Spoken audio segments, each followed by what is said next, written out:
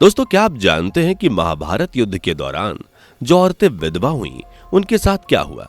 क्या सच में युद्ध के 15 साल बाद युद्ध में मारे गए सैनिकों का पुनर्जन्म हुआ था? जानेंगे इन सभी सवालों के जवाब आज के हमारे इस वीडियो में, इसलिए कहीं ना जाएं, बने रहें हमारे साथ वीडियो के अंत तक।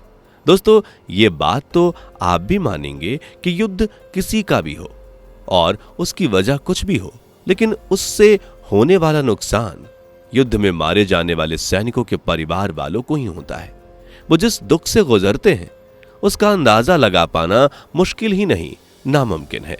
और उन सब से ऊपर अगर हम युद्ध में मारे जाने वाले सैनिकों की पत्नियों की बात करें तो वो घड़ी उनके लिए बहुत ही कष्टदायी होती है, क्योंकि वह यह जानती हैं कि युद्ध का परिणाम आर या पार होगा, या तो वह जीत कर आएंगे या वीर गति को प्राप्त होंगे।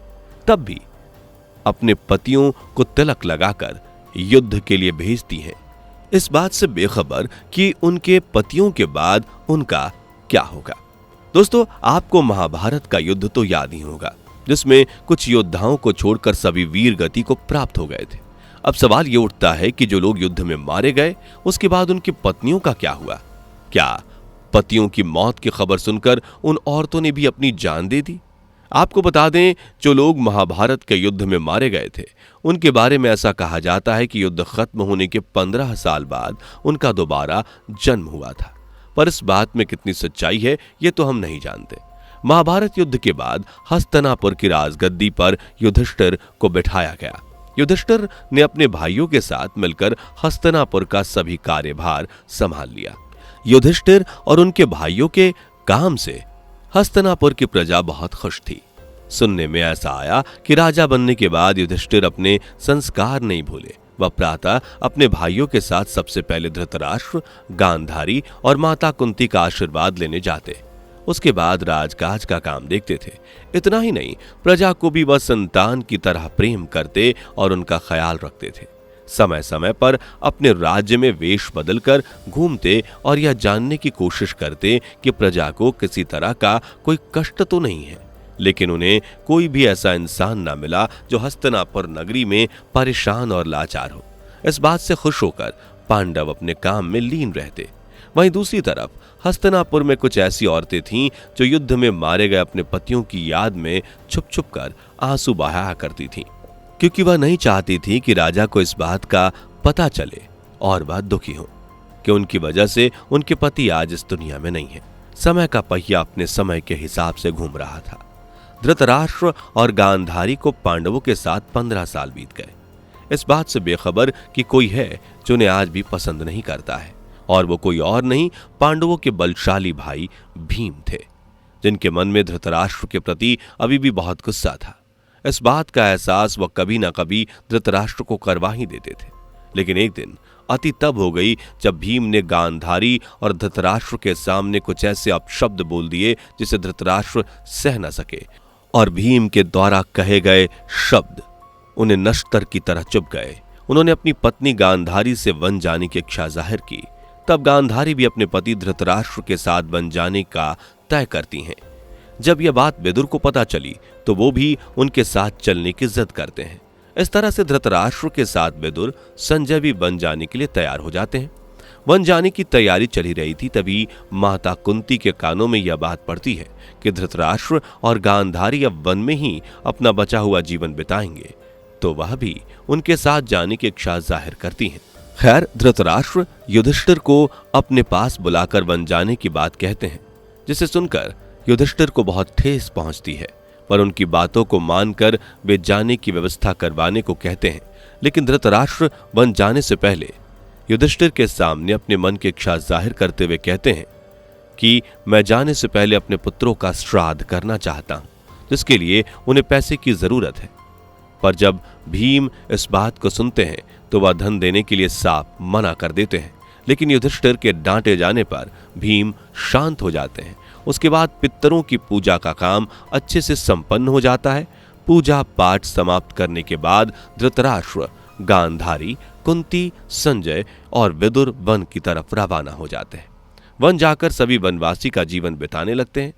सभी अपने इष्ट देवताओं को याद करते हुए उनकी पूजा अर्चना में ही अपना मन लगाने लगते हैं।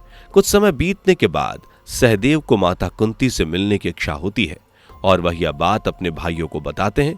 यह सुनकर पांडव माता कुंती से मिलने की तैयारी शुरू कर देते हैं।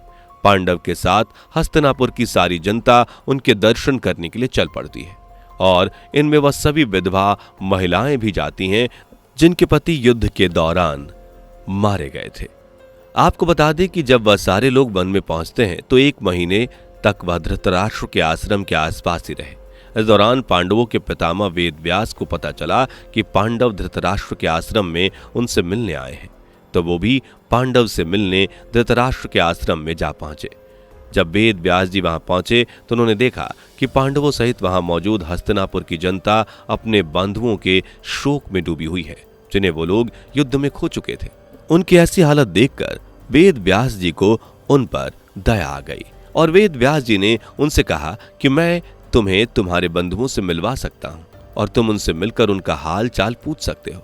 यह बात सुनकर जनता में खुशी की लहर दौड़ गई और वह अपने प्रिय बंधुओं से मिलने के लिए बेताब हो गए।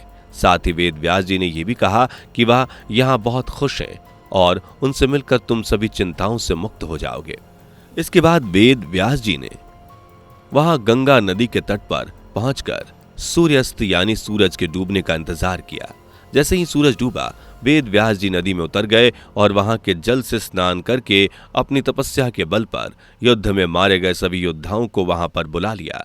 थोड़ी ही देर में वहां पर एक ऐसा चमत्कार हुआ जिसे देखकर लोग हैरान रह गए। दरअसल जो लोग युद्ध में मारे गए थे वो सभी गंगा नदी में से इस तरह बाहर निकले मानो वो लोग सदियों से वहीं रह रहे हों। अपने सगे संबंधियों को सामने देखकर हस्तिनापुर वासी बहुत खुश हुए और उनके हाल चाल पूछने लगे। बहुतों को तो विश्वास ही नहीं हो रहा था कि जिनसे मिलने की कभी उम्मीद ना थी वह उनके सामने खड़े थे।